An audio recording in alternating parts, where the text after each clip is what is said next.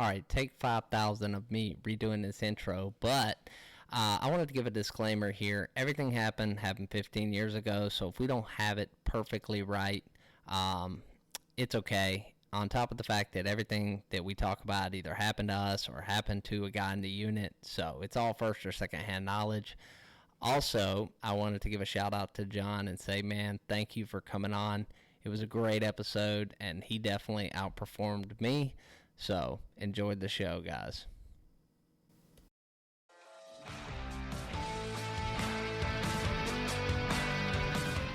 All right, welcome to the first episode of the Living Bang Gang. I got my first guest here with me. It's going to be Jon Turner. Now, Jon, are you still making knives, dude? I am actually. I just had to take a hiatus due to having my fourth daughter. So yeah, family man and all, dude. Like that's what it's all about. Yeah, I knew you were doing knife making. And like I swear, anything you touch, dude, like all the stuff that you do, paint, and some of the other things have just been off the chain. Like I don't know where you have the talent. Have you always been like an artistic guy? Yeah. Thank you. I really appreciate that, man. Yeah, I took advanced art all through school, and my father actually wanted me to go to art school instead of the Marine Corps, and that's kind of where I've combined the two, where the Marine Corps gave me drive and kind of made me who I am, but then I've been able to be artistic still in my life, and it's been great, man. Were you the art guy in boot camp? Did I you was. do it? I got to sit and do like hat plaques while everybody was doing laundry and stuff and like working parties, and it was cool. So I did get to skate a little bit in boot camp. I was gonna But say, like, was that skating or not? Because I wasn't sure. actually, it other than sitting there in a air conditioned squad bay, that part was skating. But it was a lot of pressure and it was terrifying because my by the time I got to the third hat plaque for my kill hat, man, like I didn't like want to do anything for this guy. I hated him, as we all do. And and I was like just like mentally blocked. I didn't know what to do for him. I didn't know anything about him other than he was crazy. So um like his hat plaque didn't come out as good as the other two, and I feel really bad because I know he still got it. I was his first boot drop, so that's his first plaque, and I know it sucked. So Sergeant Diaz, wherever you are out there, man, I'm sorry. Dude, I like my dad gave me the best advice. He told me, he was like, when you go to boot camp, don't volunteer for anything. Like Yeah. he was like, just keep your head down, make it all the way through, and just do it, dude. Like he was like, don't try to do anything extra. So Yeah, I was told yeah. the same thing, man, but I got the draw, so it was cool. Anyway, like honestly, of any of the crazy jobs you can get in boot camp, that's got to be one of the best. Like, Yeah, definitely. yeah, yeah. I where'd you grow up?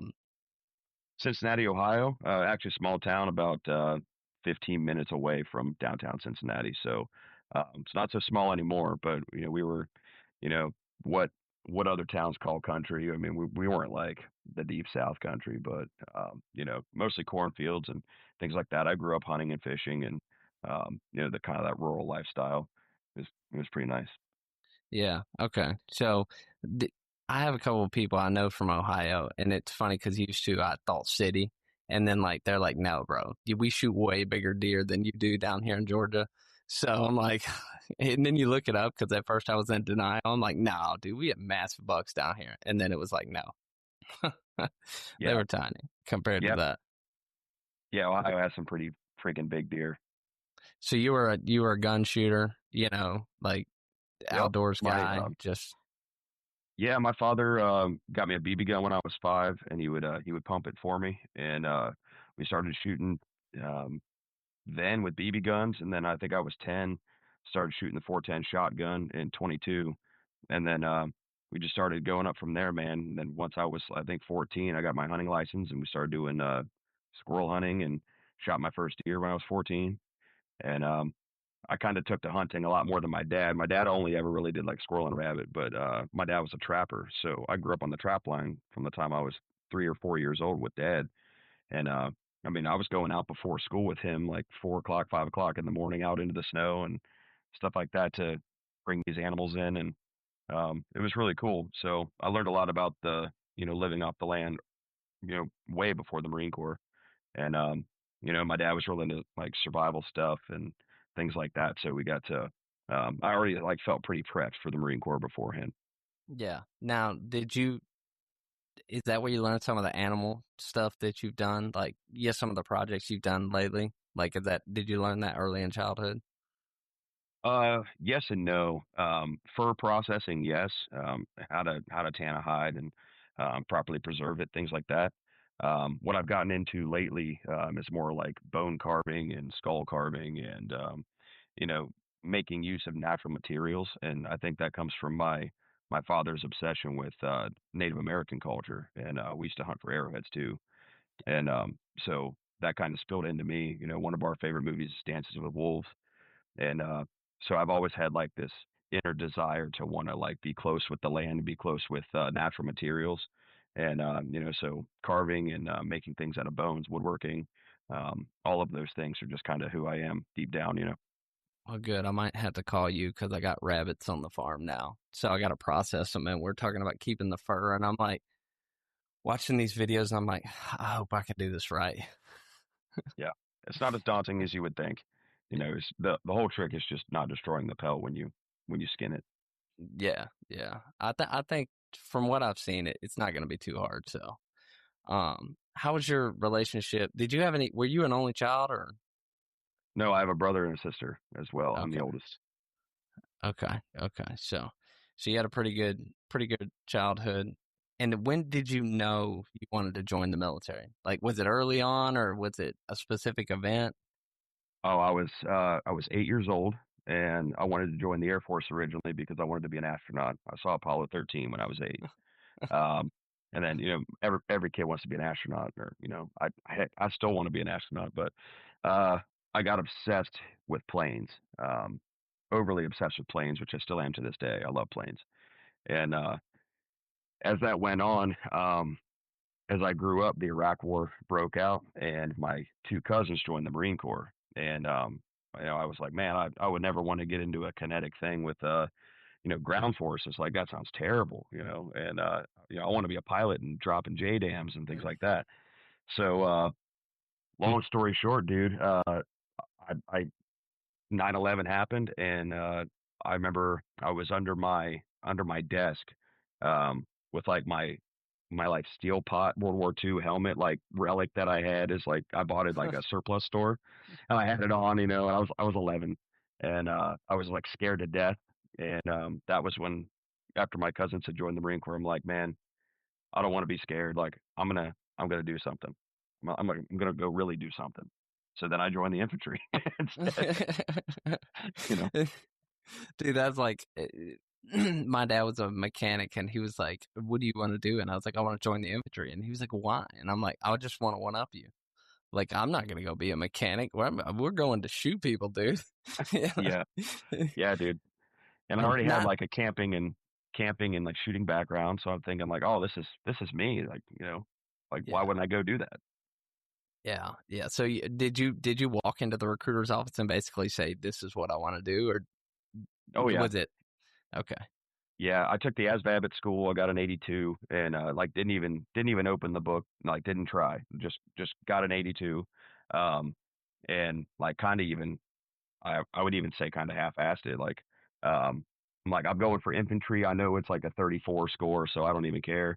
And still ended up with an 82, and my recruiter was like trying to talk me out of infantry in front of my parents, and I'm like, nope, nope, nope. I'm doing it.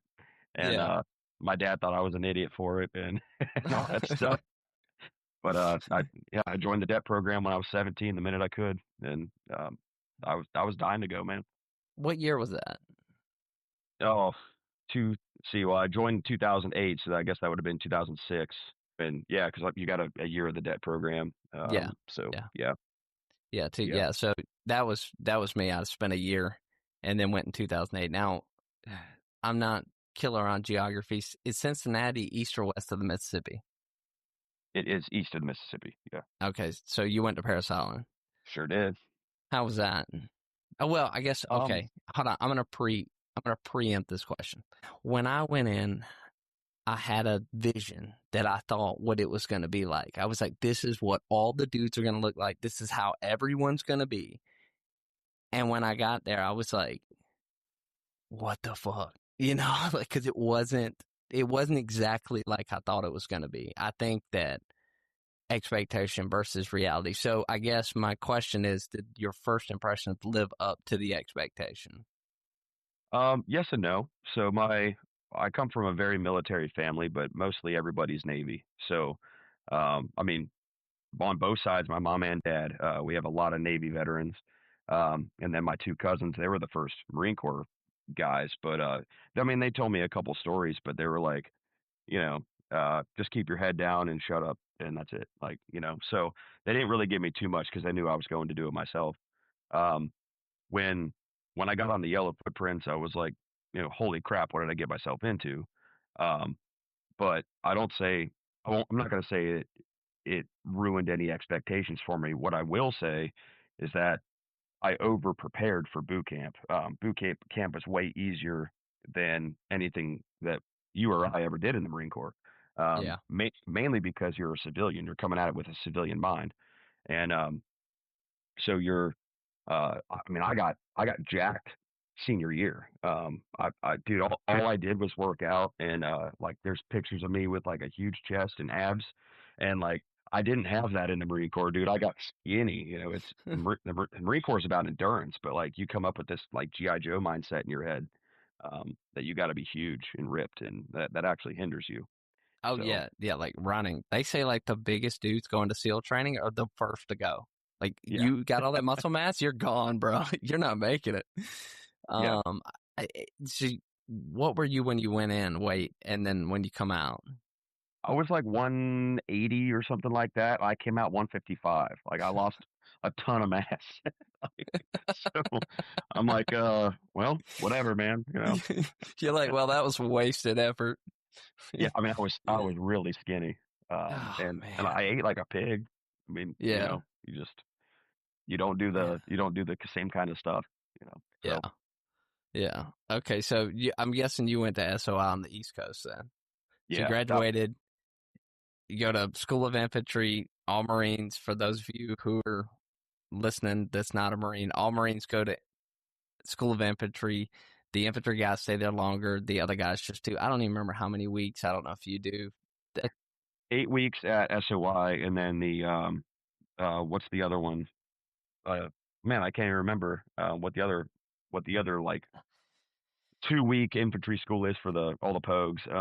Which was that? Yeah, yeah. Forget the name I of it. can't remember. Yeah. So you in 0311, or you were not, you were weapons company. So what'd you Yeah, end up as? I was 03XX open contract, and then became a 41 in SOI. So, Okay. yeah, the mortarman, and that's what my cousins had done. And what I loved about mortars was you had the option. You still got to shoot machine guns. We had our own 50s, our own 240s, which I ended up a 240 gunner later, which was neat. But you got to know the mortar system, which nobody else did. Then you had the ability to become an FO and do fire direction center. So, and, for my mind, um, that was a whole lot of cool things that you could do just in one MOS in the grunts. Yeah. I think I remember they asked us. So I couldn't do any of that because I was contract recon. That's a long story. I ended up getting screwed out of that. But I remember looking at that and they showed all the heavy weapons, and I was like a buck 35 at the time, and I was like, no, no way. Yep. and and then of course I get to the fleet and I get handed the 249 saw, and I'm like, well, that was great. Give the littlest guy the saw. Yep. I don't know why they do that, man. They always do. Is it true that mortarmen are exceptional spade players? Bro, I made it 4 years in the mortars, never learning how to play spades. I never played spades. No. Swear. Um, reason being, I spent my last 2 years with Echo Company, but my first 2 years I was a boot. So you're basically you're never invited to go play with the seniors, like that at all, and the seniors were playing spades, and we were always Yeah. doing some stupid game that they had set up for us, something to mess with us. So by the time it was time for me to be doing spades with everybody else, dude. I had bigger fish to fry. Like I'm at some other company. You were like, screw it, dude. I got stuff to do. Yep. So you leave that, you do mortarman training, and then I'm guessing you go to 2-4. When do you get there? I got there November of 2008. I got into the fleet, super late at night. That was a really weird, like surreal feeling. I'm like, oh man, here we go. And I remember all my seniors lined up on the third deck, like they're hooting and hollering and drunk and, and like wife beaters and like gold chains. And I'm like, oh my God, who are these people? Like, that was really scary. Like here I am in the fleet, a real Marine in my mind. And, dude, like I don't know anything. And it It was, it it's amazing they don't tell you that. How no. when you think you leave all that training, excuse me, you leave boot camp feeling like $1,000,000, and then you get to SOI and you kind of get treated like a child. I would say mostly, and then you get to the fleet and it's like you're just completely nobody.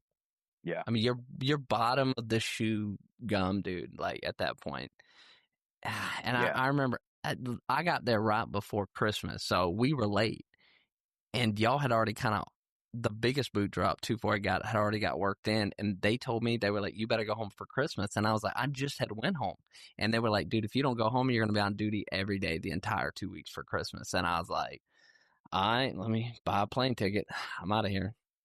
Yeah, and So that's another thing too is like you're buying a plane ticket with like 3 grand in the bank maybe, like not even that. Like maybe you've got like 2,200 in the bank with all the money that you've quote unquote made. And you know, it's it's like, oh crap. And plane tickets from California to Ohio aren't cheap. And they're like, I always bought like non-refundable plane tickets and like I had one of them I had to buy a plane ticket twice because they messed up our libo brief and they told us the wrong date. So I bought we left that libo brief. I freaking bought a plane ticket for Christmas. That same Christmas you're talking about. And then it ended up being like the next day that we were allowed to go, not that day I bought. So that really dude. sucked for me. So you went on the Mew, so the 11th Yeah. Mew, because 2-4 went on the 11th Mew in what was that, 2009, something like that. Yeah, that would have I, been was it eight?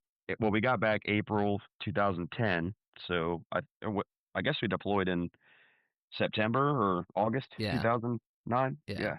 yeah. So now, who were you assigned to? Because I know you were an Echo Company when we were at the Afghan, but who'd you go with on the Mew, or was it just Weapons Company was by themselves?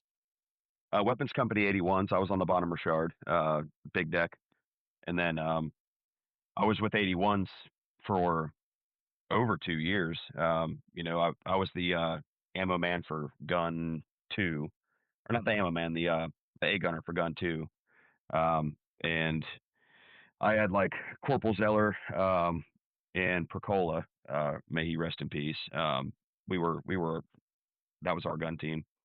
Um, but you all kind of, if you have a fourth guy on a gun, then he's your ammo man. But we all kind of like shared the ammo duties and stuff. But that was my little crew that I deployed with on the Mew. Um, and to like set the tone, man, like Zeller and I had a rough relationship, and Percola and I as well. We had a rough relationship when I was a boot. It was really tough, really really tough. Like Zeller never wanted to give me a chance. Even though like I knew my knowledge, I knew, all that. I mean, everybody's a stupid boot, of course. Um, but it was like no matter what I did, I could not get in his good graces, and that really sucked. But we ended up being cool later, and in Afghanistan and stuff. So I don't want to like, don't think I'm like talking trash Yeah, on him, but it's just yeah. part of being a boot. But you know, yeah, it was. I think that's ultimately why I ended up going to Echo Company was I just wanted out of 81 so bad. I joined the Marine Corps to fight, dude, and that Mew like crushed everybody's soul. Like we all wanted to go fight. Um, and even though we had some good times on it, and it's like, I'm like ready and willing right now. Drop me in the desert alone and I'll go do it. And I'm out here in this freaking jungle heat. It's 1,000,000 degrees. I'm getting messed with for the entire time, and this just sucks. Now, did you? Okay, so you were on the Richard, so did y'all go to? Oh man, I can't remember it out there in the desert. Did you do that desert package with the Jordanians and stuff? Yes. So I was Okay. on the BHR for 2 months, and then all that stuff kicked off with Yemen in 2011, Mm-hmm. where the BHR had to deploy over to Mm-hmm. Yemen, and Harriers were doing their missions and stuff. So second section 81s stayed on the BHR as like a QRF. That was who was second section? Yeah. So second section 81s was that's half our platoon, and we're broken down in two sections. And I know Stacy was in that section. Yeah. I'm trying to think. Was it Billiot? Billy Ott was no, Billy Ott wasn't an 81. He was a 60. I'm Oh, trying to okay. think. Yeah, he was weapons platoon, Echo. Okay. Um, yeah. So anyway, my section, I had Sergeant West at the time in my section. I had Sergeant Villanueva. Trying to remember, obviously Corporal Zeller at the time. I don't know what these guys ended up in rank, so I'm just gonna say what they were at the time.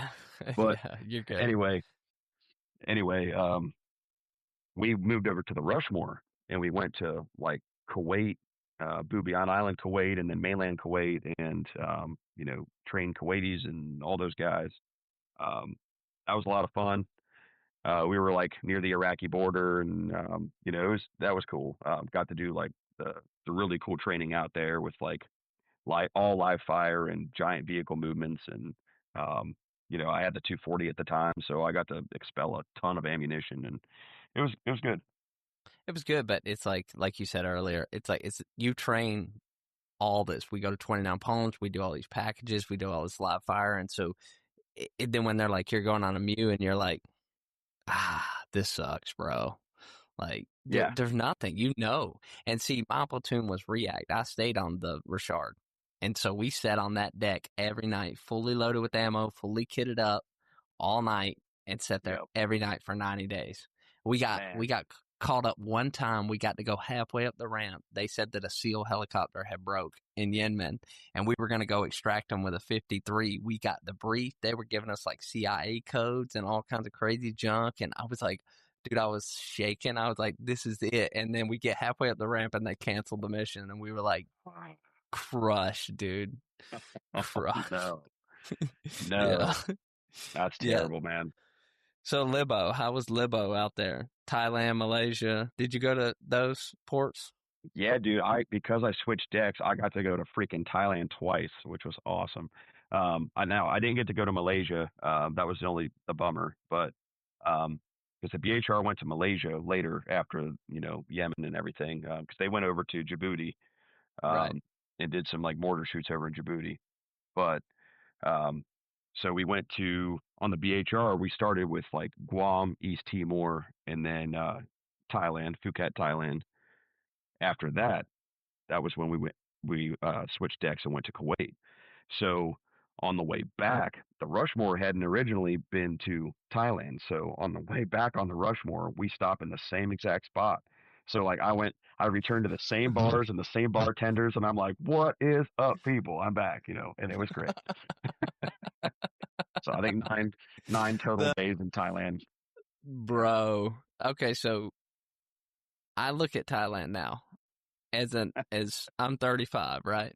Yeah, Still one of the wildest experiences I've ever had. Crazy stuff, see there. But I yeah. guess my question to you is, did you ever look back and go, man, I wish I'd have went and did some of the cool stuff instead of just sitting at a bar and having a blast, We Uh, did what we yeah, wanted at the time, but then yeah. when you find out some of the other stuff that you could have done, you're like, man, I could have went and rode an elephant for like $10 or whatever. Bro, I can ride an elephant at the Cincinnati Zoo. I lived like a king on the edge of my seat, ready to die, and that was what I will never regret. Like I, Yeah. I ended up. I'm not going to go into detail in this story, but just for the listeners here to understand what I'm saying, there was a time where I'm nearly blacked out drunk, and this is my first night in Thailand, by the way. About hour 4. and the alcohol is so cheap and everybody is so friendly. It's like impossible to keep your wits about you. And I'm on the back of a motorbike with a woman in front of me and somebody driving, and we are cooking through traffic as fast as I've ever been on two wheels. And I'm literally like super drunk thinking, "Oh my God, I'm going to die tonight." And like in Thai traffic because it's insane. And we're flying. And we take this hard right turn, dude, and we start like trucking through the jungle. I'm like, I'm gonna die by a tiger. Like a tiger's gonna eat my neck right now, you know? And but then like after I lived through it all, I'm thinking like, dude, like this is real living. Like this is awesome, Yeah. Like when am I ever gonna do this?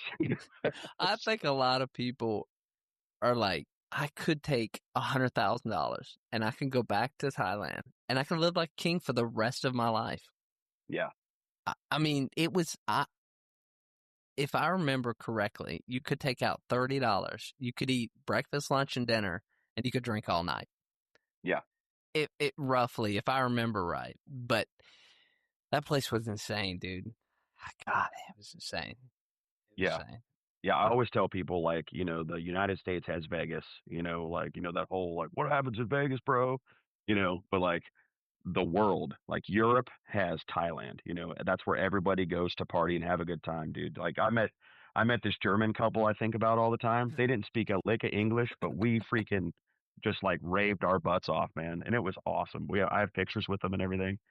And We met like a lot of New Zealand chicks or like Australian chicks, like blondes. And so me you're too. just in the middle of Yeah. all these Asian or Thais, and all of a sudden, like this blonde headed chick, and you're like, what is she doing here? And then you Yep. talk to her and she's got the accent, and you're like, oh, okay. Yeah. Yep. You're Yep. like, guess Same what here. I do? Yeah. Yeah, I forgot there are a Okay. lot of Australians and New Zealanders there too. Like Yeah. everybody goes there. It's really neat. Yeah. It's a neat So, place. And like if anybody goes there, I'd highly recommend it. It's fun. It's fun. Fun. Okay. So we get back from that. Did you go on the contingent to Afghanistan? no, I did not. You mean like the Okay. the one little? It was like They a went, 4 month deployment or something. 6 months. yeah, yeah, they went to Marja. I think it Yeah. was Marja. Yeah, yeah, yeah. That's where Stacy got killed, I think. And No, no. no. Stacy got killed on our or on our deployment. Okay. It was Stacy did go to that on the contingent in Okay. 20. Okay. What was that? 2010. Yeah. Yeah, and but so Yeah. they only had so many slots and per company, and they got to 81's platoon, and they're like, all right, we're only taking like two or three of you. That's it, So like volunteer, and then we're gonna choose. And a bunch of us volunteered, but they took Percola, and they took Stacy, and that's all I solidly remember. There might have been one more, um, but yeah, as far as I know, I think it was just those two. Yeah. And they both came back, and they were kind of like the go-to knowledge base guys. When it was for the rest of the workup for the next MEU. And then we found out we were actually going to Afghanistan. But we had heard we were going on the 31st. I Yeah. think it was the 31st. Yeah. It was Uh, 31st. yeah, and then they changed it, and I remember getting that like call to the freaking parade deck, and when they broke the news to us and everything, and it was like Christmas, dude. It was awesome. Yeah. I think I was gone that day, and I come back, and Paige was in the car with me, and 3-5 had just gotten back from singing. And so you know how 3-5 went down. They had a rough go out there in Yeah. singing. And Yep. I can't remember his name. One of the guys was like walks up to the car and he looks at me and my wife and he's like, "Bro, did you hear we're going to Afghanistan?" He's going like right north of where singing was. And Paige looks at me and I'm like, "We'll be good." Like Yeah. don't worry, because she knows, the wives know. So at this time, you're single. I Or did you was get married in somewhere in here? I got married on pre-deployment leave for Afghanistan. Oh, wow. So yeah, which sucked because no, it was my high school sweetheart. So I had a prior relationship for like my first year and a half in the Marine Corps or so. but the she wasn't who I dated in high school. The woman I had dated in high school, Megan, um, who's now my ex-wife, and we're still great friends. We still raise my daughters together and everything. Um, shared parenting, all that kind of stuff. Like we were hanging out today at the Renaissance Festival, but um, she had originally, when I signed the papers to join, she said I can't do long distance relationships. Like we got to split up. And I'm like, what? Okay, whatever. So I went in single, and then like basically long story short, like I'm like, hey, I still love you, like regardless, whatever, like we should get back together. We ended up getting back together, and we were like, well, we can make like twice the amount of money if we get married Yeah. before we go to Afghanistan. So, Yeah. you know, screw Yeah. making like 25 grand. And Right. so that's what I did. We had a real quick little thing. We got married by the mayor in my hometown, and I spent like 500 total dollars, and it was great, man. But the difficult part was we got married in like it was like June 26th, and when we were on leave, but we had to go to CAX before we went to deployment. That's right. So yeah, so I got back. We went to a month of CAX, then we deployed, and then I took terminal leave. So like I didn't see my family for almost a year. It was Wow. yeah, it was a long stint. Yeah, man, that's crazy. Yeah, I remember that. They wanted us to be in the mindset. So they were like, Yeah, we want you to go on leave before, then we'll go do CAX and then you deploy. But for us guys who like me and my wife lived together, it didn't matter. Like she was still here. So it's like we got back from CAX and I was back home. And then it's like, okay, got a week or two and then we're leaving again.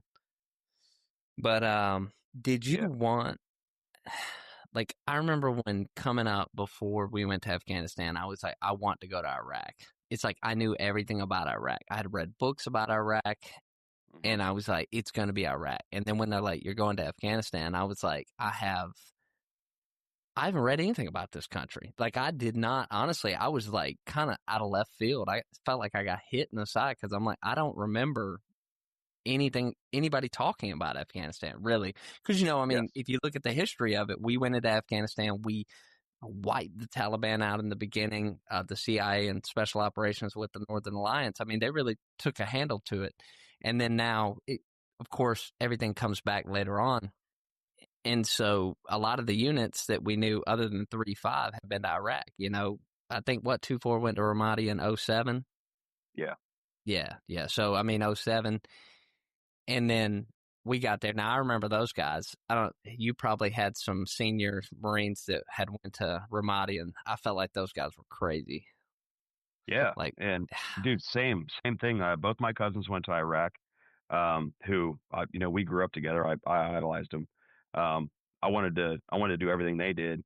And then our few seniors that we had, that were Iraq veterans, they were like rock stars to us. And dude, I'm not even exaggerating when I say like I had no future plans after the Marine Corps. I was literally like, my purpose is to be a Marine, and I'm gonna die in Iraq, and like that's my whole.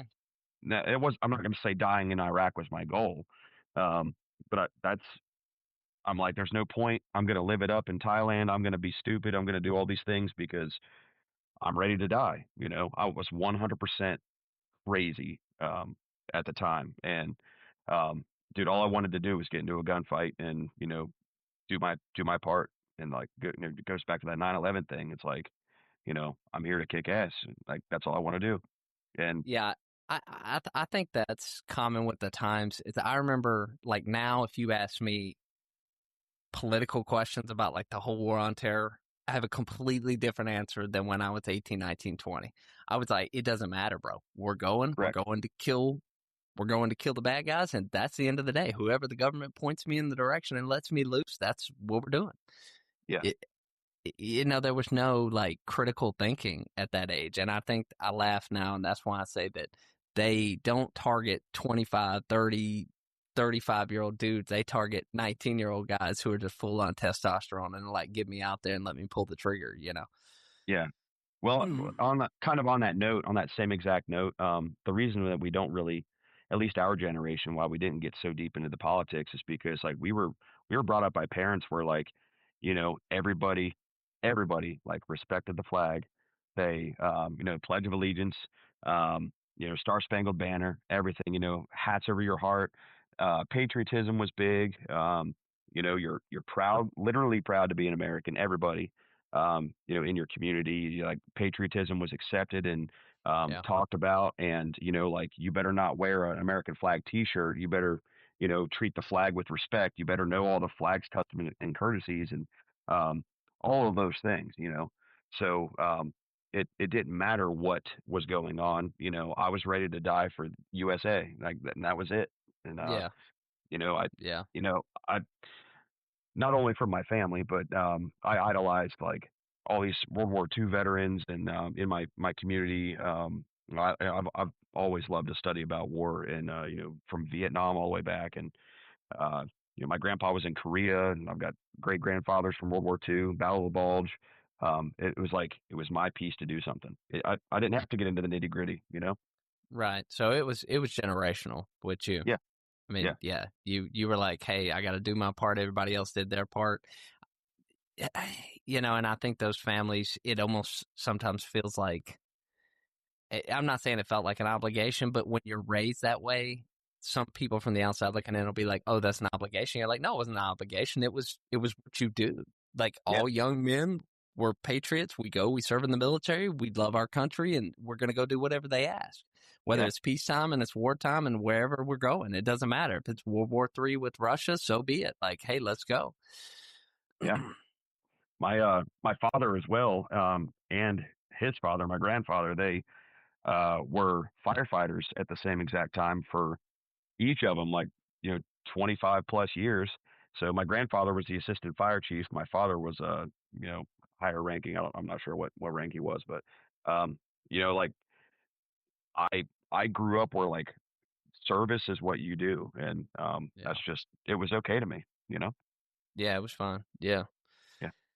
Okay, so you moved to Echo Company right before the deployment, or I'm guessing Yeah. at the workup. Now, did you change your job to do that, or did you just get attached as a weapons company attachment? So what I had done was when we got back from the MEU, I basically proven myself a little bit on the MEU where I wasn't so much of an idiot in the eyes of everybody else. And this is let me back up a little bit here. So we were on the MEU one day, and I was never really a complainer, but I definitely like kept to myself a lot, where like I didn't want to draw any negative attention to me. Um, and that's just part of being a boot, like you're trying to lay low so nobody messes with you, especially on ship, because what a lot of boots who haven't been on ship don't know is like you can't escape. You can't. There's That's nowhere you right. can run. Like they will find you and they will mess with you, and you can't do anything about it. Ship is a much harder life because of that. So uh, I basically was like laying in my rack one day reading a book. I did a lot of reading, and I heard Sergeant Stacy, who was like right outside of the rack area in the berthing, and for some reason, I hear him say like, "Oh yeah, that Turner kid, like he's got a fucking attitude problem," and I was like, "What? No, I don't." And I'm like, "That's so confusing. Like, why does Stacy think I have an attitude problem? Like, I'm like ready to die right fucking now, like and it was so weird. Like, so I was definitely super misunderstood. And so then uh, it was like, okay, Stacy, I'm going to prove to you that I'm not. So, um, going forward, I busted my ass in the mortars to do everything I could to be the smartest person in the mortars. So, I'm not saying that I wasn't the smartest person in the mortars, but I volunteered for Fire Direction Center, or FDC, which is where you're literally changing the deflection of the gun line by doing all the critical math and stuff like that. And then right, and this was all during the workup. As we were nearing Afghanistan, I got to be squad leader over my own gun line in FDC, which was really cool. So I had like 4 guns, and I was like doing stuff on a plotting board, which is like the non-electronic version of doing those things. And I was like kind of like tooting my own horn, like, man, look what I can do, look what I can do. Started getting a little bit of respect from my seniors, and then I had a great Gunnery Sergeant Thompson, and this dude was awesome because he like I loved to chain smoke and so did he, and the LT would be like, "Hey, smoking lamps out," and I'm like, "Smoking lamps out," like because he was all like getting a boner for wanting to be super realistic in the field. So I'm like, okay. Uh, Gunny would come over to me and be like, "Hey, Turner, you're a Humvee driver, right?" Like, "Yeah, Gunny." And be like, "All right, we got to run the main side." We would just go park and smoke. Do you Some, yeah. do you remember Sergeant Triplet? I think yeah, I remember Yeah, Triplet. Yeah, yeah, okay. This is a long time ago. I'm sure there's no limitations. Okay, so when we were in the field on Camp Pendleton one time, we called in an order to Pizza Hut and dropped a Kim Light on the side of the road on our patrols to get a whole pizza. We had been in the field for like a week. And that's this rad. pizza dude actually dropped the pizza at the Kim Light. We like left him a big tip. Shit. It was wild, bro. That But is so awesome. Yeah. yeah. Well, Mm. I ended up going to division schools while I was in Fire Direction Center, and they sent me to division schools to do Fire Direction Center. Learned a ton, and that was a really cool school to go to and do. And then that gets like into all the nitty gritty of mortars that you can imagine. A little bit of like forward observation as well, and then basically from there, Gunny comes to me one day, like we had a formation on the parade deck, and he just pulls me aside and says, "Hey Turner, Echo Company needs an FO, dude. Like, what do you think?" And I was like, "Gunny, are you for real? Like, you're gonna let me go, you know?" And I was like, "I got my own gun line, and like in FDC, and I'm like doing some stuff, and I didn't want to like leave the mortars behind, because I was like torn at that point. I wasn't getting messed with anymore, but and I worked really hard to get there too. And Gunny was like, "Turner, you can work by yourself, and I know that you know what you're doing." And he was like, "I'm recommending that you be the one to go to Echo Company," which I took as like a massive compliment. And I was like, Yeah. "Man, like, then Gunny, if you think I should go, I'm gonna go." And Yeah. so then, and I hate being the fish out of water guy, like I really do. Me standing up and like turning my life upside down is not usually what I do. So then, going to Echo was really scary for me, but it was I got welcomed with open arms, and you guys were like everything I wanted in the Marine Corps. Like it was great. Listen, I I didn't go to Afghanistan when Echo did, or a lot of the guys did, or volunteered at the end of the MU, and so I went to Fox Company. So that's for a little bit until Echo got back, or most of the contingent got back. But like, I found that there's just weird people everywhere. There's like a good set of dudes everywhere, but I felt like Echo Company had better dudes. And okay, there's gonna be guys that listen to this that are from Fox. I love you guys. I still love you, but Echo just they had some dudes. They had a great group, and you went to first platoon, so you originally joined the FO group, which was headed up by Howell. Yeah, yeah. That's right. We had Okay. Lieutenant Howell, we had Captain Williamson, and Yeah. then Stewart, Swatfield, and Doberstein, and myself. Yep. And Okay. that was our FIST Yeah. team. And Now the FIST team. Speaking of, I ran into Captain Williamson when I went to the wing. When I lap moved, he was still a pilot down on Miramar, and I ran into him one day. He's like, "Dude, what are you doing?" And I was like, "What are you doing here?" He's like, no "I'm a way, pilot, bro." Yeah, I did. Yeah, it was crazy. Great that's time. awesome. Great time. Ran into that guy. Ah, He was a yeah, great dude. I love doing the workup with him. he was a trip. He was a trip. I'll never forget one day we set that field on fire. Me and Doberstein were throwing smoke grenades, calling in aircraft when they were just doing practice helos inserts, and yeah, I we remember set that that day. field. Yeah, and I think Captain Williamson was out there, and he just walks towards me. And he goes, "Wave the bird off," and I was like, "What do you mean?" And he like points towards the field where it's on fire, and he's like, "Wave the bird off." I'm like, "Okay, I got you." And it just noses up, dude. That was a crazy day. Yeah, that was Anyways, what were we doing? We were doing combat controls is what we were doing. Yeah, where we yeah, were like yeah, talking the aircraft on, and we were landing them. yeah, And because they were just doing like big giant circle or like figure eights, and we were yeah. trying to spot them and over the mountains and everything, and then bringing them in. And Man, to me, that right there. bringing a helicopter into an LZ is one of the coolest things you can do. Like, I know Agreed. you were kind of FO, you were in the FO team, so you guys kind of got to do that a little more. But like as a regular grunt, as an 0311, when you get the radio and you get to call on a helicopter and it lands where you tell it to land, it's a pretty good Yeah. feeling, you know. Yeah, dude. I always like talk-ons, when you're like talking to some random aircraft that you have no idea what it's going to be, whether like you end up with like a schedule like, okay, Harriers on station from this time to this time, then you got F-18s on station, then you got, whatever.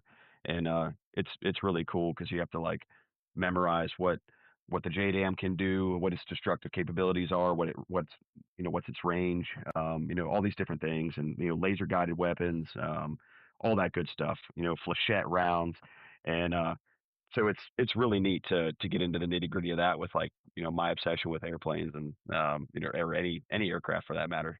But yeah, dude, it was being FO was the coolest job ever. Yeah. Yeah. So I now that you say that, I remember you were on the FO team, but I knew you were assigned to first platoon though, right?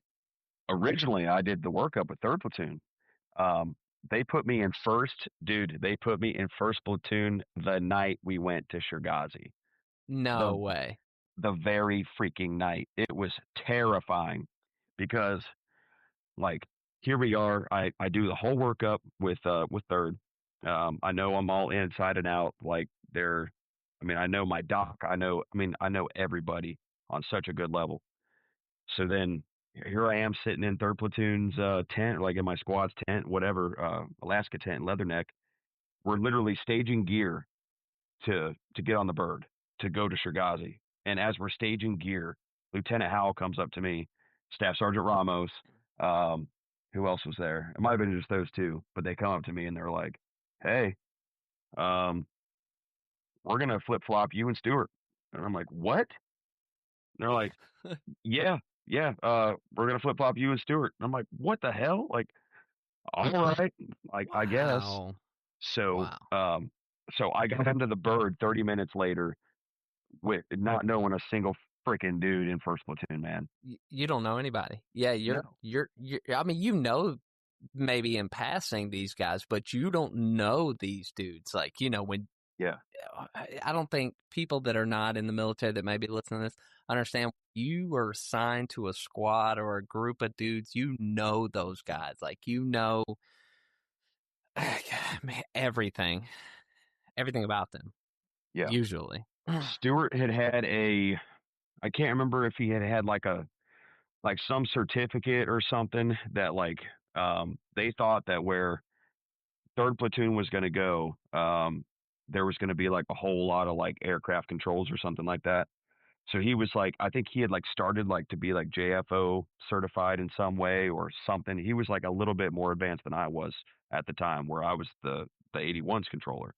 So or the 81's liaison slash FO. So then that turned into like, okay, I could call stuff, I can do controls, I can do talk-ons, I can do all this different stuff, but like on paper, Stewart's like this much further than I am. So they put Stewart out there and, as like a textbook thing. And I'm thinking like I'm about to get shot in the fucking head by somebody and like these dudes aren't gonna know me at all, like I'm gonna die with strangers, It's terrible. And but it worked out for Wow. the best, man. Because God, I wouldn't trade first platoon for anything. It was, I mean, they're my Yeah. family. Yeah, they're good dudes. Okay, so I guess Sean Ryan likes to ask, who's the first person you killed?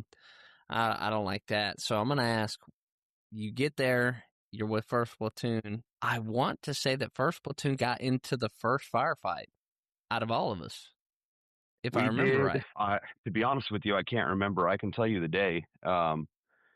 We did. So if you remember, the very first day that we touched down, they took all the squad leaders. I think this was September 10th, 2011. Um, is when we actually like got off the bird in Shergazi. Uh, they took all the squad leaders. We were ripping with 3-2 Weapons Company, which is Mm-hmm. oddly enough, some of the guys that we were ripping with, I talked to about my cousin because my cousin was 3-2 Weapons Company.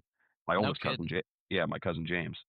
So that was like 2.5 years prior to me. So he actually picked me up from like SOI, and like we hung out in uniform like on the base because he was still in. Nice. But anyway, so anyway, we were they took all the squad leaders and like team leaders, which I wasn't a team leader yet, and from first, second, and third, and they all did a patrol like 500 meters around the cop. Like that was it, and they got into a gunfight just around the cop, and because we had when we landed there, we had zero security bubble, like That's right. absolutely none. I mean, you get shot at the post. Hmm. Um, so I'm thinking like, man, they're right there. Like they are right freaking there. Let's go. Like let's get out Yeah. there and everything. And I remember being so pissed off, like, why the fuck are we not patrolling right now? Like let's get everybody out there. Let's get into a fight right now. And Yeah, like let's get online, dude. yeah, but they were so, obviously they do that for a reason. They were so methodical. We had a lot to learn. We had a lot to understand. Um, 3-2 hadn't even. I mean, we hadn't even gained any knowledge from 3-2 yet. So Yeah. what's the point of a rip if you're just going to go out there blindly and start spraying? So um, yeah, but I remember being like taking my stuff to my tent and being like, wow, like we're in the thick of it now. It's Yeah. game on. Yeah, I remember that first firefight. I remember that when we got there, because 3-2 had that big incident with the snipers. Yeah. Yeah, they had that big. I don't know if I'm just gonna repeat that. I don't want to downgrade 3-2, but anybody can look that up. But the helicopters coming into the LZ were getting shot at, Yeah. and so we couldn't even bring resupplies in without taking fire on our helos. So by the time we left, I think we pushed that security bubble out like 20 clicks. It was huge in the next 7 Yeah. months. But I guess, you guys get out there. We start. What did y'all do on the first operation? So Ugly Hill was October 30th, was when we did that movement because Halloween was when the big gunfight took place. Um, but uh, I'll back up a little bit so there's not huge gaps. There was for that first month of September, we were doing really little tiny patrols out to like Jews Gray, which was right in front of Ugly Hill between us and Ugly Hill. So I want to say Jews Gray was only a 2-click movement. It was real small, um, and we didn't really get into much there. There was lots of talking to locals, things like that, pot shots, but nothing like hardcore. Um, and I remember in Jews Gray, I remember asking like what the ROEs were because there was a dude. We walked down this street, and there's this guy literally on the building that we're next to. And so, I mean, he's like 15 feet from where I'm standing, up on top of the roof, and he's got a radio in his hand. And I'm like, this is a radio man right here, and like you can't shoot radio men. I'm like, what? Like why? But growing up with all these Iraq dudes, they're all like, oh yeah, you shoot everybody with military Yeah, gear and equipment and radios and all this kind of stuff. So that's right. that was frustrating for Yeah, sure because it's not to get your gun off, but um, to feel helpless and unsafe. Everywhere you went, there's eyes in a million places. And it's very difficult to actually keep your security bubble where you need it to be. So anyway, after Jews Gray, we were doing the picket line because that the route between us north to where third platoon was, they went up to Salam Bazaar, yeah, and that route was constantly getting IED'd. I think every truck that we had in the motor pool got hit by an IED on that road. yeah, So um, they put us out on the picket line for the end of September and early October, where we would drive out there at night, and we had to scan the road at night. We had like 800-meter separation between each truck out of 4 trucks, and we were doing shifts. And like I think they were 8-hour shifts. But so you're basically locked inside your truck. You're scanning, taking turns in the guns, scanning with the thermals and all this different stuff, trying to spot these IED emplacers. And still, guys would slip through the cracks. There was a guy either captured or killed who was like crawling out to the road under a freaking blanket, like to yeah, to, to yeah. like hide from thermals and putting IEDs in. Um, God, I think he got killed by an A-10, but on Christmas. But anywho, I could be mixing up two stories there. But anyway, the picket line was pretty uneventful. And I think at about a month into deployment at that time, like I'm like, come on, like let's get into the freaking fight. Like we're just getting like stupid pot shots shot at us, and this isn't really serious yet. We're the enemy's doing all the fighting, and we're just kind of scooting around. And that was really annoying. But it was so scary to know that the ROEs were so like tight, and Yeah. you didn't want to just pull the trigger anytime. So, um, but then end of October, yeah, we did that. We went all the way down to Ugly Hill, Yeah. and I was way, I want to say I was east, yeah, I was southeast of Ugly Hill in a shit trench, um, where like the Ugly Hill was in, what town was that? Was it still technically Jews Gray? Honestly, without a map in front of me, I can't tell you. I can't remember. It's hard. So we had a guy. We go down there. We take Ugly Hill, and we send the EOD tech up there. Is this before or after the big firefight? There was a No, the pretty gunfight. decent Yeah, the gunfight took place. Well, the IED was during the gunfight. Yeah, during the gunfight. Okay, yeah, I I remember couldn't that. remember. Yeah, Yeah, so that guy goes up there, and what does he find two and steps on the third one, if I remember right? I yeah, don't you know get it. if you knew the details of that. No, I wasn't on the hill when that went off. That was it was a toe popper, like a pop can or something like that. That had explosives in it, and they ended up finding more, like in the weeks after that. Like because we turned Ugly Hill into a basically an outpost, and Yeah, yeah, um and a PB, and that Ugly Hill was always it had an ordnance all over it. Like yeah. it was and for the listeners, like the reason it was called Ugly Hill was it was the most prominent terrain feature in the area. It was just literally no more than just a giant mound of dirt, essentially. I mean, it wasn't even like what you would call a mountain. It was just a big dirt Hill. terrain feature with one Yeah, compound on top of it, and that compound had like 4 or 5 rooms in it, um, and just a wall around it and some sea wire. And like after we took it, it had sea wire, but that was it. But the yeah, Taliban loved that hill. They kind of ran everything outside of that as a patrol base, and they had eyes on all the terrain. So taking Ugly Hill was a massive foothold for us. yeah. That hill was very important. I do remember when that guy got blown up, and it didn't. I think it just took his foot off. I think maybe shin down, but that EOD tech. I remember after he got blown up, we were all like, "Oh, okay," because they scare you to death about Afghanistan because they're like, you're more likely to step on an IED than you are to get shot, or I heard people say that, and you're just like, dude. And then you find out that they're making batteries out of carbon instead of metal. I mean, not the batteries, but the ID pressure plates. So, they're like, well, the old Valens won't detect it. Now you got to have the V2s. And man, I just remember being like, if I was outside the wire, I was like, I don't want to step anywhere, not without a Valen in my hand. I mean, Yeah, and all that training that we did in California, I mean everywhere. What was really frustrating is they didn't tell you how many metals are in the ground like in Afghanistan.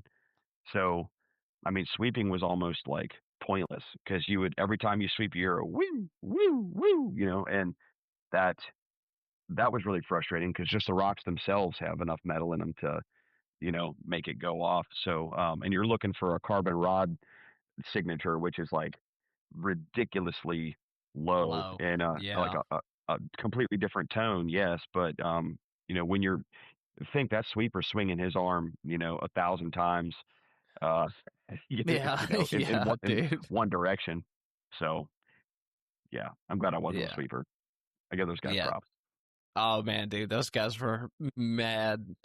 I mean, I guess they trusted themselves, but I remember getting to the point like later on. I remember doing some things where we got a truck stuck and like we were just walking around by the road. Like I don't remember us sweeping for none of that because you just get to a point where you're like, if it happens, it happens. I mean, you go into an area where you may know about it, sure, but like, I mean, you get to a point where you just, I agree with you. It's almost impossible all the Yeah. time, 100%, you know.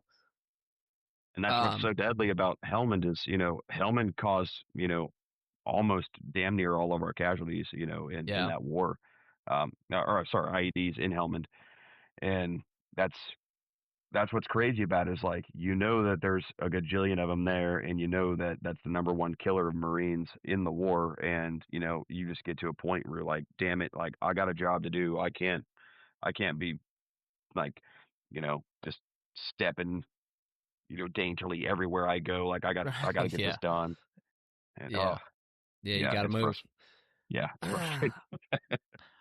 right, so let's talk about one of the what was your do you ever get to a point where you get into a gunfight or do you get into any situation where you're like, this might be it? Like, did Oh you yeah, ever have anything like that? I mean, if you want to Mama talk about it, Perez. that's cool. Mama Carez, okay. Yeah, this is a Yeah, famous story among the yeah, boys, so take it dude, away. Mama freaking Perez, man. So that day, one, it was super cool because it was a helo insertion, and Yeah. it was way outside of our AO. We hadn't done anything that far north, and so it's like, all right, boys, we're gonna mount up on 53s. We're gonna go up and under the cover of night, and all the war movie shit you see, it's like, oh yes, like we're gonna do the real thing. So we're all Hmm. amped, and we all were told in the briefing that this is a town of Taliban leadership. So we're going to Right. take out like high echelon guys, not just like typical farmers with AKs. So so we're stoked, of course, and it was like company wide, or not company wide, is what, battalion wide, right? Because there was Yeah, w- yeah, yeah. between the three towns there it was battalion wide. That's right. So so there was Mama Carez, and then like Barang and Mishmash Carez, I think was the Yeah, other one. this was the if I remember right, I'd have to go get my little I have still have my mugs from the they're in that drawer right there. I Yeah, think Triangle of Guilt operation. yeah, Yeah, okay. Okay. yeah. Triangle Okay. of Guilt. Yep. Yep. Yep. Yeah, those are the three towns that made the triangle.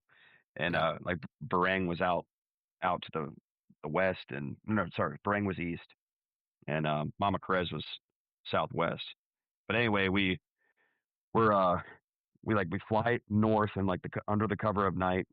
Uh, CH-53 is packed with all our gear. It was super cool. Nods are down.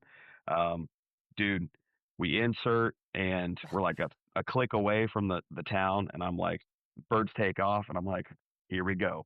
Nothing happens. There's no gunfight or anything at first. Um, and we had timed it to where as the sun is coming up, we're like coming to the first compound, you know. So here they are, like call to prayer happens, like they're all starting to like metal outside their doorways and everything like that, and boom, here's these Marines just creeping out of nowhere, like walking into the town, and they're all like, oh shit.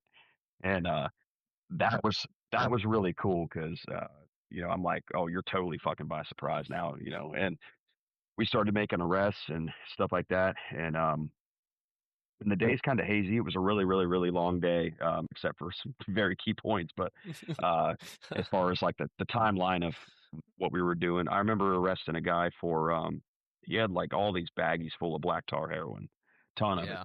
And if I remember right, we had A&A with us kicking doors.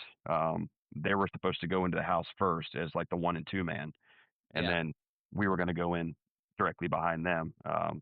And just because it was potentially going to be such a kinetic place, for one, and we were supposed to be like kind of downgrading our presence in Afghanistan at this time. So it's like put a lot of pressure on the ANA and the ANP to do their jobs, get them in the door first, get them digging in the straw, looking for weapons, all that kind of stuff. So they were doing that. We found this dude, had all this stuff on him. We arrested him. And then I think about this lady all the time. This lady comes out, and we're like standing there with like Sergeant Mitzloff and a couple other guys. I can't remember exactly who was there, but this lady comes out and she's yelling and screaming and slapping and pissed off that like we're taking her husband, and the I often wonder what happened to her. Like the life expectancy of a dude who gets arrested for funding the Taliban with drugs, was like nothing, like Yeah. because they have like I think they get 8 years in prison for that or something like that, and 3 years in prison for killing a Marine.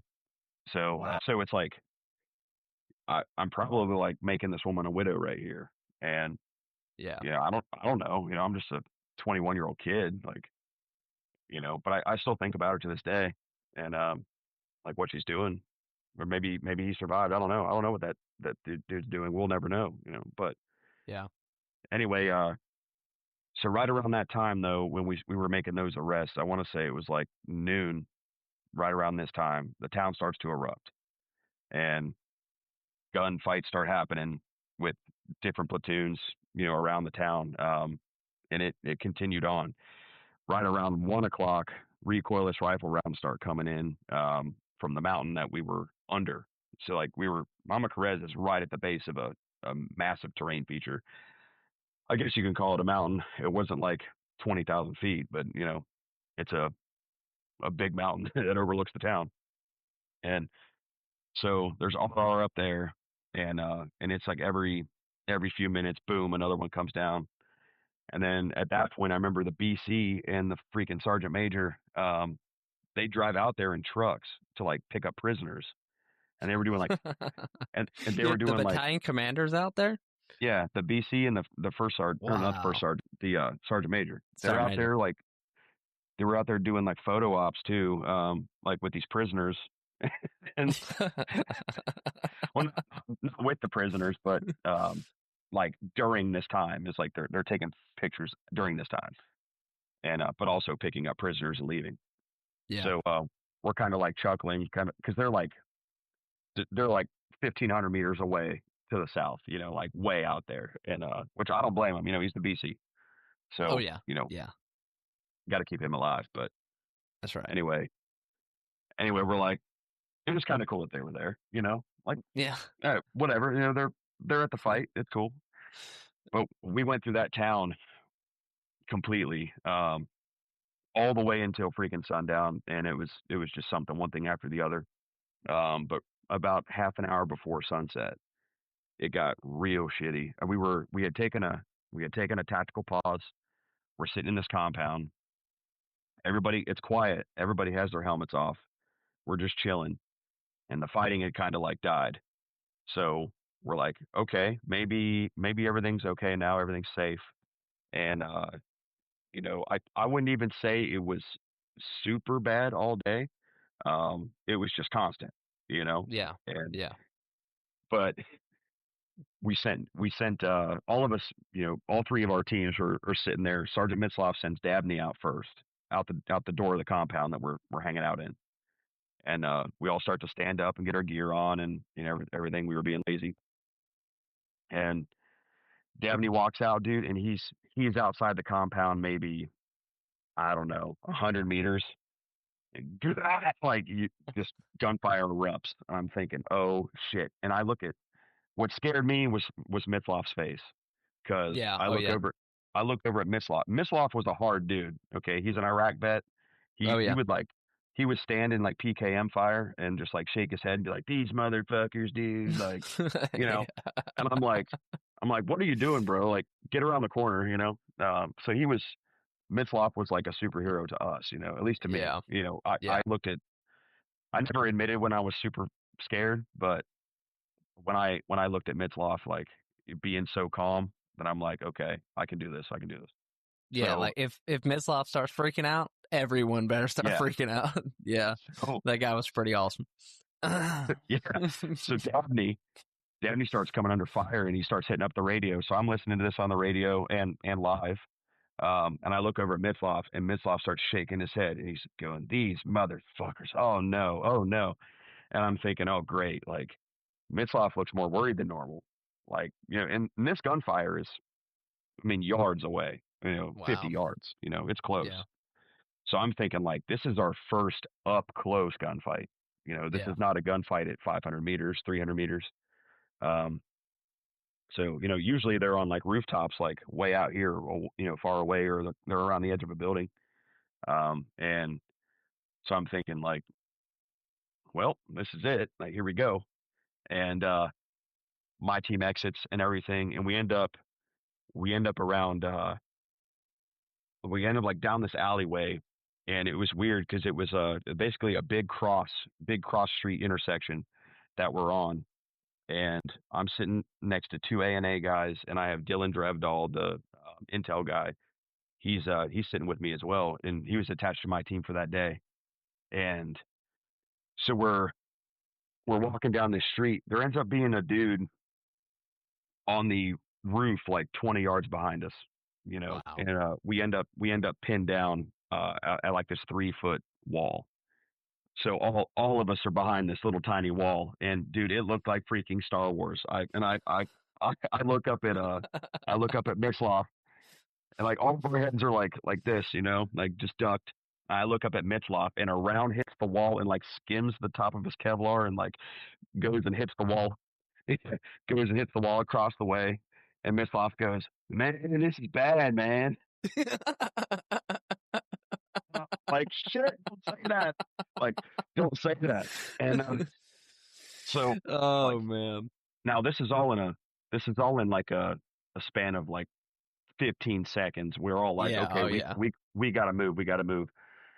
So we all say, okay, we're gonna take off down this freaking intersection, um, running to the north because we can see Alstein and his team like way down the road. Like he's like 150 yards down the road, and I see them all just like I can't hear them because the gunfire's so loud, but I can see them waving their arms. And they're like, come over here," and we're like, we're fucking pinned. We can't go anywhere, dude. And I had a grenade on my flak, so Mitzloff goes, "Turner, man, we're gonna throw the grenade." And everybody's gonna take off in 2-man pairs. I'm like, all right, so part. Like, when you're in boot camp, or is it SOI where you throw the grenade? No, SOI. SOI. Yeah. So, SOI.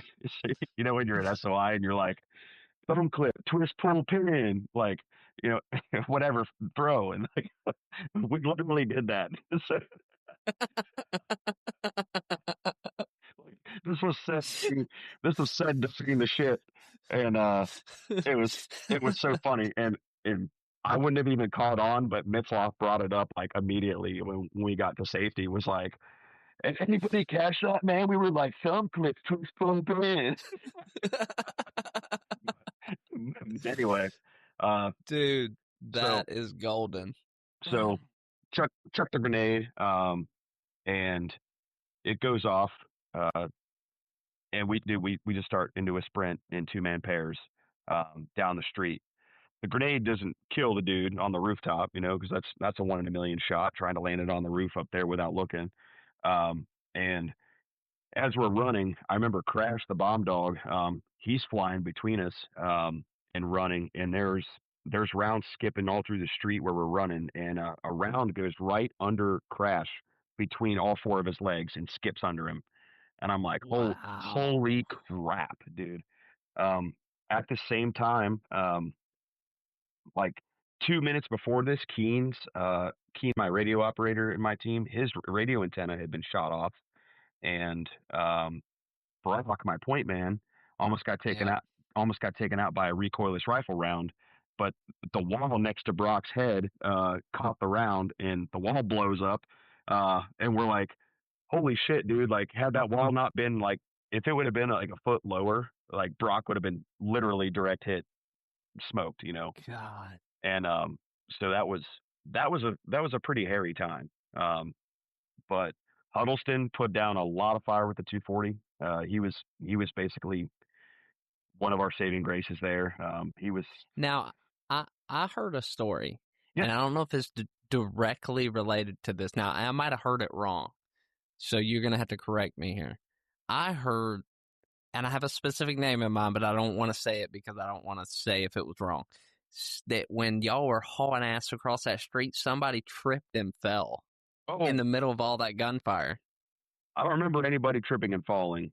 Okay, I will say okay. No, that, but it might have been somewhere else in this deployment with somebody else, but there was a alleged story and it sounded kind of like that. But I've heard this story from multiple different perspectives, and it's amazing to hear it because I heard it from the guys on the other side. oh, did you? Yeah, Cool. yeah. And so I didn't hear it from you. So now I've heard it on both sides. So it's Yeah. funny to hear each perspective, but both of it is wild. Well, And it's pretty much the same. I've got You know, I've got some comedy for that piece of story too.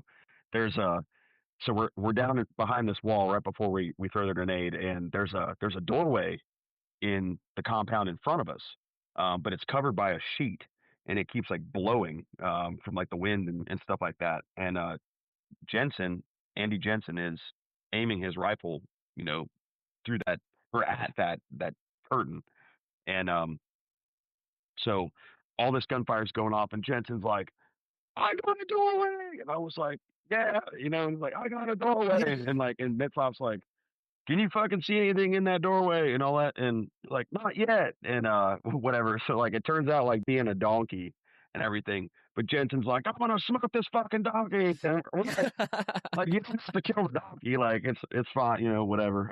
But it was just so oh, it was so that's chaotic, awesome. and I'm not talking crap about Jensen. Jensen was awesome. He was in my Yeah, my fire team. That great dude. he would report anything he saw, and I was thankful for it, dude. Like, I mean, he would report too much sometimes, and I liked that. He was really he Yeah, was always on the ball, and always like um always trying to be like super marine, which when you're in the Marine Corps, you make fun of guys like that, but after the Marine Corps, I'm like, dude, like you're a rock star. Thank you for everything you've always done. I loved having yeah, him in my team, and he's such a positive dude anyway. Like, um, for as small of a statured guy as he was, man, like that, which saved his life many times. Um, Dude was jacked, absolutely he jacked, was. and he knew his knowledge, and he was always locked on. But anyway, That was his first deployment, wasn't it? yeah, He was a yeah, yeah, yeah, yeah. That's what I thought. Yeah. yeah. But God, what a wild first deployment. so that dude that was on that rooftop, I'm like 95% sure that Staff Sergeant Renault smoked him in the face. Nice, I'm pretty nice. sure it was Staff Sergeant Renault, if I remember right, but I can't remember. But Yeah, anyway, so we made it to safety, and it got dark, and then we were able to egress and everything. That was nice. And what I found was the coolest part was that we got to go and stay in that castle that night. There was like ruins of like Alexander the Great or something like that. It was just like yeah. what used to be this giant footprint of a big stone structure, and which is now just rubble and stuff. But sleeping in there as a company was really cool. But Would you if you got to travel back to Afghanistan, like if everything was just calm, like how Vietnam is today, would you go back and like hike and dude, check that place out? in a freaking heartbeat, man. Yeah, Me too. in a Yeah, heartbeat. me too, man.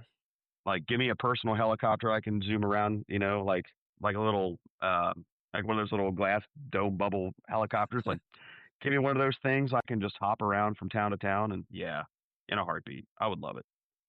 Yeah, Um, that place was amazing.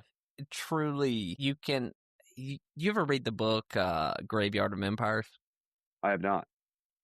That's a good book. That's a good book. I'd recommend it. It's heavy in history, so unless you like reading about stuff like that, it's kind of boring. But you really understand that like they have defended that country the same way for 1,000 years. Literally, same ambush locations, everything. It's insane. Yeah. Uh, but yeah. So you guys got through all that, man. Like during these times, are you just going to bed and you're just like, this is the job, and it doesn't affect you, or or you staying up at night, or is it just, hey man, I'm just compartmentalizing at this point? Are you talking about like on deployment? Yeah, yeah, Yeah. yeah, yeah. On deployment, Yeah. yeah. Dude, I was exhausted that night. We slept in flak and Kevlar. I clearly remember that. Um, I had my helmet on. And I think I eventually like took my helmet off and used it as a pillow. But that was, yeah, as comfortable as that is. But like the night got chilly.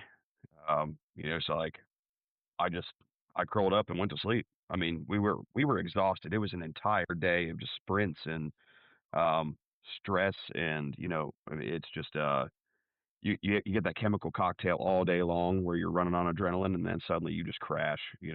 So it was nothing to go to sleep. Like once the gunfire stops, it's like whatever. you know Yeah, it's funny how a lot of people are like, "Oh man, that must have been like all that stuff must have weighed heavy on you guys." And I'm like, "Nah, dude, you're so exhausted every day. You're running 12 on, 12 off the whole deployment, or you're on rotation for this, react, doing this, doing operations that you don't have time to process none of this bullshit. Like you're getting up the next day and you're rocking and rolling, dude. Like, and it's like the mission comes first, and there's no time for self-reflection for 7 months.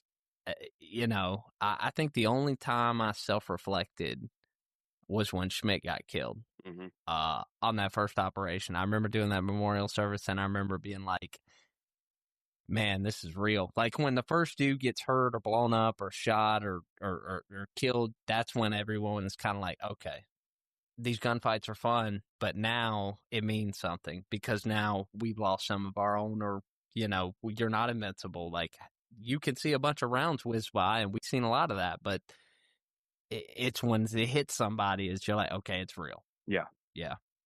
yeah. Dude, I can agree there, man. I knew Schmidt from Weapons Company, so and I had wanted to be. I'd actually taken the sniper in doc before Afghanistan, and I had blown my knee out. I don't think you knew me then, but I was on a cane for a couple months because of that in doc. I had and it was on land nav too. Like I'd passed all the running and all that stuff, and I absolutely freaking love land nav, and we got to go out alone too, which is even cooler. So I'm like, yes, like lone land nav, that's dope. So I was like, Heck yeah. I was having a ball, and I freaking jacked my knee up on a tree because we had to stay off the road, and they were looking for us and stuff. But anyway, I knew Schmidt. Like Schmidt used to hang out at the 81's barracks, and all that kind of stuff. And so it was during the workup I had done some FO stuff with the snipers because they do their own call for fire, and I did several training ops with them in their hide, and so I got to know them like pretty well, and it was really shitty the way it all went down, and I think that uh, not only did we all know it was real, but it kind of like made us want to go and like just perform the job better and do more, and all that kind of stuff, and so I do want to give a shout out to Huddleston again because you asked about our first firefight, and it was November. I want to say November 9th, and this dude, this dude, I don't even want to call it a firefight because it was so one-sided. Um, Literally, the G boss calls us and it was like, "Hey, Shamrock calls us and they're like, "Hey, you got a dude or like a team like creeping up on the backside of this hill across the wadi." And it was down at Caraway, so like near that graveyard and everything. Yeah. So taking Caraway was another good one, but anyway, so we're down there in across the wadi in the town of Caraway, but on the edge, and we're kind of like south of it too, just a little bit. And the terrain there is like really hilly and has a lot of trenches, like natural trenches, like water runoff. And so we all get down on line, like the whole squad, all 12 of us, we're all down on line, and we're like aiming up with our M4s like at this ridge line, and we're waiting for this dude to peek over because the G boss is like any second he's gonna peek.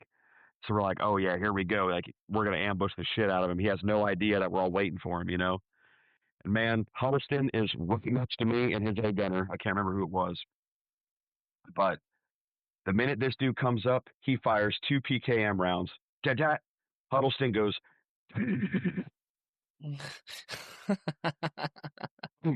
over. That's it. No more fire. So we're like, wait, what the What? what the fuck just happened? So we waited a minute, and Miss Off's like, where'd this guy go? You know? So we waited a minute and like, well, let's go see if we hit him or something. Like, I don't know what's going on. And we walked our ass all the freaking way over across the wadi, climbed up that big ass peak, and we get up to the top of the plateau, and there is a pool of blood like 2 feet wide laying there on the rock. And we're like, holy shit, Huddleston, you hit it. And Huddleston's like, oh, wow, like first burst. All right, cool.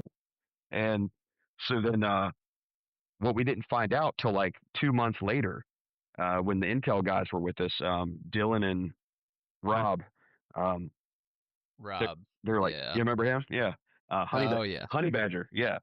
Yeah. So when Dylan and Rob were with us, they were like, "Oh, those were actually, I guess they were like an older Taliban cell. It was like a 4-man cell that they were just like an older group of guys that got together and they wanted to ambush us and shit.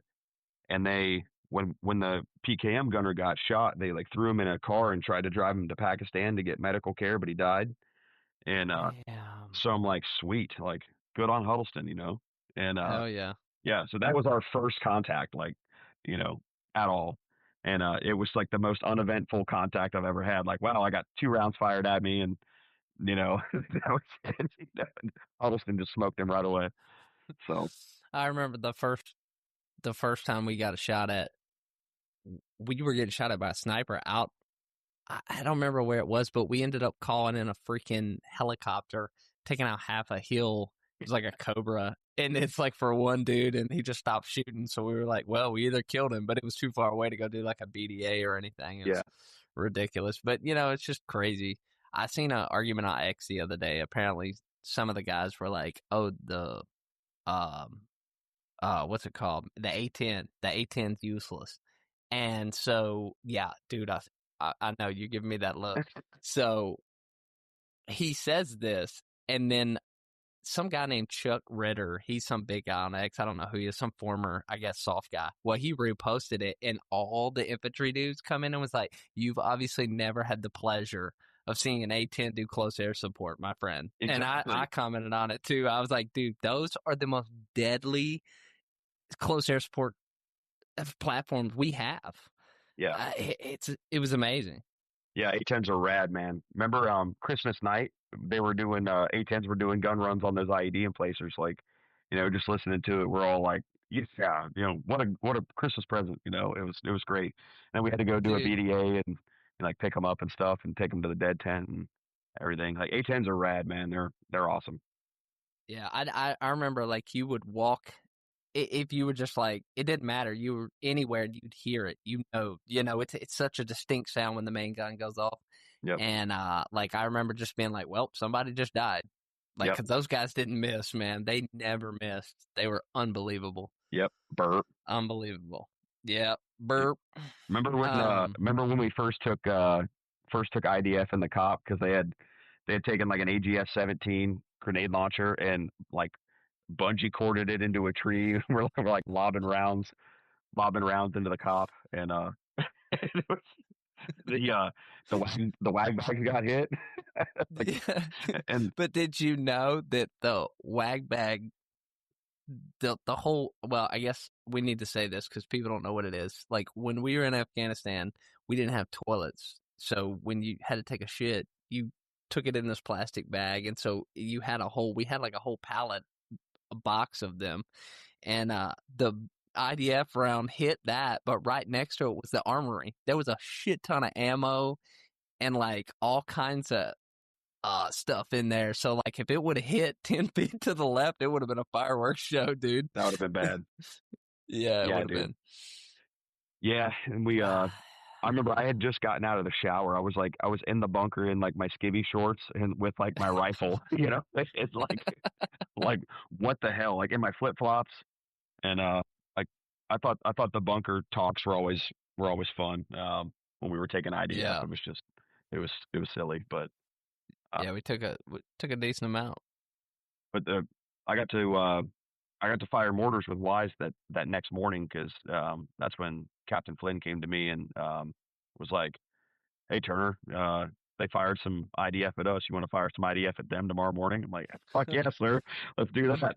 And Yeah, let's do it. yeah, so we did. That's we did that fire mission out of the cop. And I think it was Billy Odd and Wise on the gun, and I was on post 3, and we were just you know dropping a line of mortars out there, and for some reason, no, I'm not gonna say that part, but it was a good time. It was a good time. I enjoyed it. Yeah. Um, I guess I'm gonna move on. I Yep. know we probably. Well, I'm gonna have to have you back on because I'm sure there's much more stories from Afghanistan to talk about. Okay, so I guess is there any particular? Did you guys have any KIAs in your group? Nothing, No, nothing like that. no, we did not. Okay, That was only no. The closest KIA would have been Stacy, yeah, in January, yeah, and that we got out in. We had a lot of close calls, man. Like I can't even. I never expected the amount of close calls that we had. I had a pant leg get shot. Dabney's camelback got shot. yeah. I remember that. Yeah, Keen's radio antenna. Let's see, ladder got grazed on the thigh. Yep. I mean, the most ridiculous amount of close calls that you can imagine, dude. I don't even know how that's possible, unless it's divine intervention, but I don't know. It's That's the Matrix, man. yeah, it was weird. It, To be, I mean, it's wild.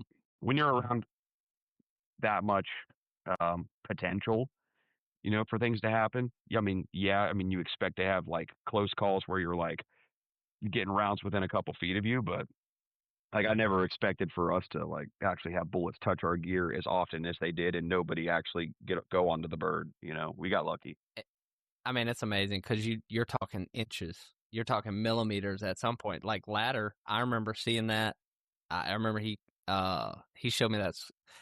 We were like, dude, that's gonna be a sweet scar. Like you're gonna Yeah, have a hell of a story. and what was crazier is like it grazed his leg right in his cargo pocket, and it went through his cargo pocket and missed his lenses. He had his clear and night lenses in his pocket there, in his like ESS case, and like literally went through his ESS case and grazed his leg. Didn't break a single bit of his glasses and didn't hurt his leg. Like just burned it, and like road rash. Wow.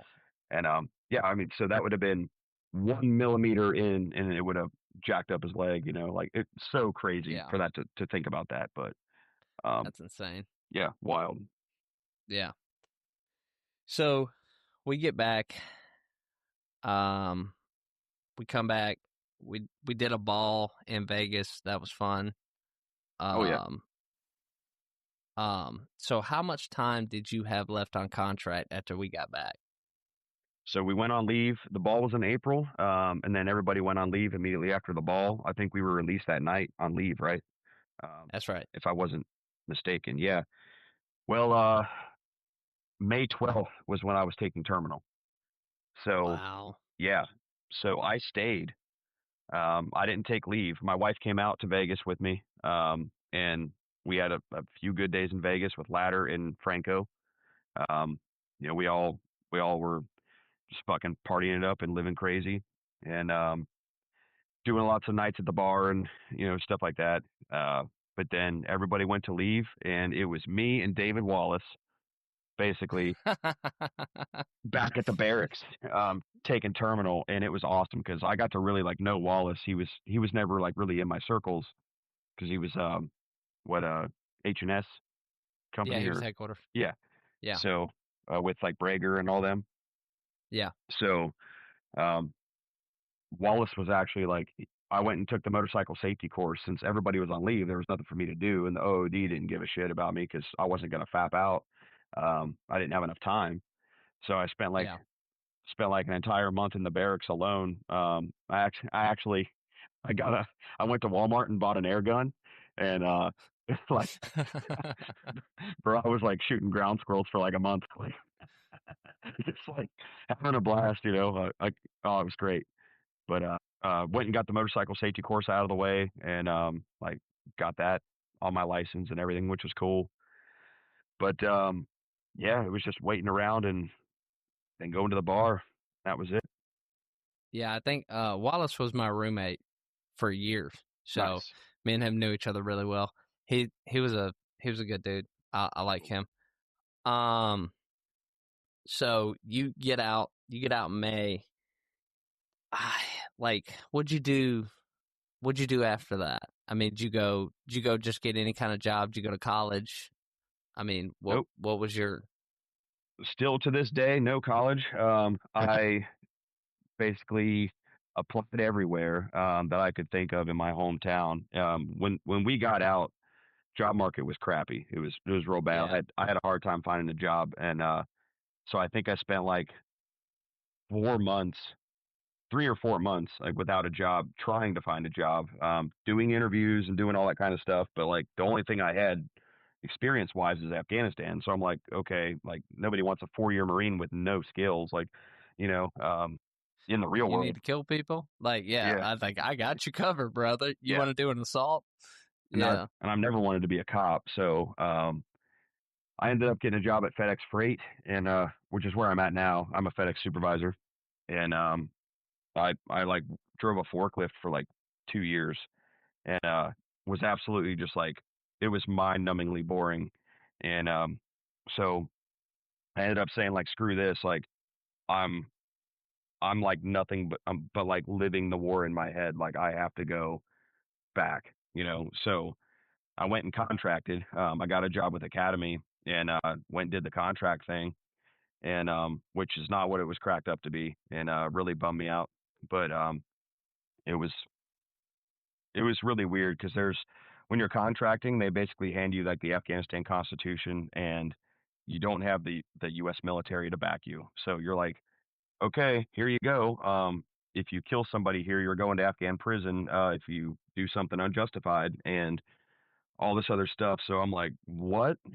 And we needed to, holy yeah, cow! and we needed our own medical insurance. Like Oh for for Afghanistan, I needed my own medical insurance. So I'm like, man. what? Uh, so it was, yeah, it was like scary, man. And then that contract ended up getting dissolved. I went to Dwyer and just did like armed guard at Dwyer. Um, like, you know, kind of just mind-numbingly boring things.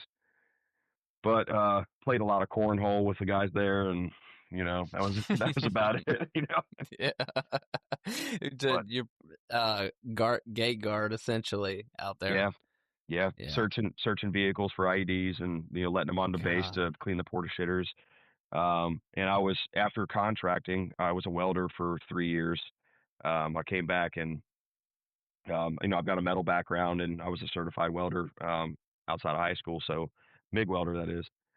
So then I went and got a MIG welding job, and did that for 3 years and liked it. But then that's where I started making knives, because Forged and Fired became a show. So Yeah. I was like, oh man, I love the show, and I got really into the show. So then I was like, I didn't have any metalworking tools, so I had like forged a sword at home with like some metal scrap that I had made at work. Like I made my first forge, a coal forge, at work, uh, and took it home after hours, and it was all scrap. It was all scrap metal, so whatever. And I was eBaying coal to my house, and Wow. had a hair dryer hooked up to that, so I could like have airflow into this homemade forge. So I forged this sword, and I took it in to work on a Saturday that they were making us work, where all the bosses were off. My welding boss was off, and my assistant boss was off. So they had put like one of my peers in charge of me, and he was like trying to like dick around. He was an army veteran. He's a fucking piece of shit. I hated this kid. Um, so like he wanted me to like switch the job I was doing. So I'm like, no, I'm on a hot job right now. I'm not going to go and switch to another hot job, and like, cause like I had to like crane parts into my weld area. Like this isn't like I'm just like going to pick up these tiny metal parts. And I'm like, by the time I do that, it'll be lunch, dude. Like I'm gonna waste all this time. Just let me finish the job I'm doing. And he was like, no, no, I said now, bleh, and he was just being stupid. So I was like, fine, fuck you. And I whip out my sword that I was gonna do after hours, And I pulled out my sword and I took it over to the drill press and I started drilling it for pins for the handle. And sure enough, this motherfucker rats on me. He goes and he calls the boss, and the boss comes in on a Saturday, like on his vacation, and he's like, Turner, what are you doing? And I was like, making a fucking sword. And they fired me on Monday, and I went back to FedEx. So you during this time, are you? I mean, like I remember when I got I got a good break because I left the infantry. We got back from Afghanistan. I went to the wing. During the wing, it was a total cool down. You know, of course, it's the Marine Corps. It's light. Oh yeah, You know what I mean? And oh yeah, and so I got mad respect for those helo guys. I'm going to tell you right now, those guys are like the emo kids at the Marine Corps. They work their ass off. They work incredible hours. And, you know, I got to the point where I used to tell the guys in the shop, I'm like, you don't understand. Everything we got when I was in Afghanistan come from a helicopter. So what you guys do is, as much as you may not feel like it's important, it is important. Like everything you guys do. But hell yeah, I would like surf, learn to surf, kind of did that. But I remember that was kind of like I went through a lot of PTSD, a lot of drinking, a lot of just missing the brotherhood of the infantry. And so I kind of got a little bit of that out of the way before I became a total civilian. Now, I still dealt with it as a civilian, but like, were you dealing with any issues where you're like, man, dude, I give anything, just fucking go back. Like, it was just so much easier. You know what I yep, mean? Like, Afghanistan, as crazy as it was, all the combat, all the crazy shit, and as boring as it was at times, it was easy. yeah, You know, yeah. I, dude, I was explaining this to somebody the other day, man, who like they didn't really understand. Basically, uh, you know that scene from Jarhead at the very, very, very end where he like he gets out of the Marine Corps and like his squad leader like passes away and he's like at their funeral and stuff like that and he's like really upset. But the very last shot is he's in his home and he's looking out the window and he's like no matter what a Marine might do, like love a woman, change his son's diaper, whatever, he'll never forget the rifle. And the camera pans around and it shows him looking out of his window, but out of his window is like Iraq, and yeah, and like that that scene makes me cry to this day. yeah, To this day. Even though Jarhead is like such a like boring movie, it's like the most accurate Marine Corps movie, ever. yeah, but yeah. um It is. but it's dude, that hits me right in the freaking stomach just because I know I annoy myself sometimes. Like I still talk about it, dude. Like I have Yeah, to. I try to go to like VA therapy and all this kind of stuff, man. I did it one time and I was like, this is not for me. Like this is stupid and it's just pissing me off. And I've like have really turned to my art for therapy, So like yeah, my bladesmithing, my wood carving, my paintings, my drawings. I have a really hyperactive mind and I have to keep it tamed with something else, So I just let it, like even though my brain will be going bonkers, thinking about, Afghanistan and stuff, basically like half the day, it's like, I just pour myself into what I'm making and everything. And then that kind of helps me when I create something and it's like, it's healing, like look at you, you're being normal, you're doing something, you're like, yeah, you're not crazy. So it's nice, man.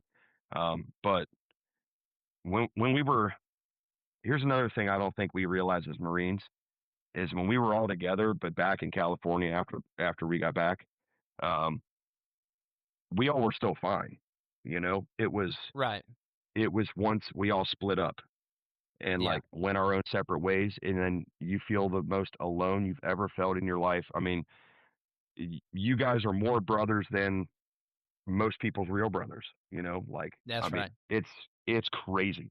Um, and that's why we're able to like see each other after 10 years and just pick up right back where we left off, and everything's fresh and new again. And you know, it's a really Yeah, surreal thing to see you guys, after so long.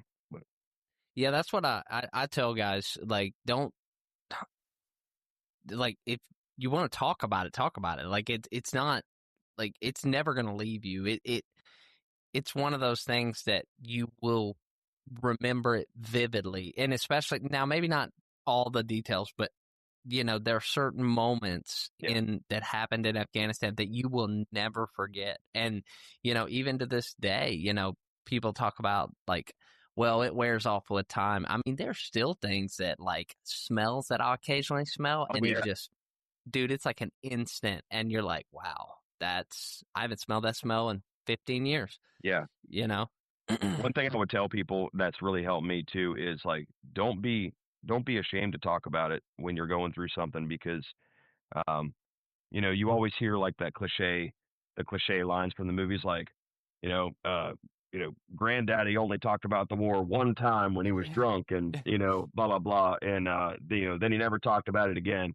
And like, yeah, well, granddaddy also beat the shit out of grandma, like, Yeah, yeah, and, I think that's the big thing with nowadays, like, a big topic in the world is mental health.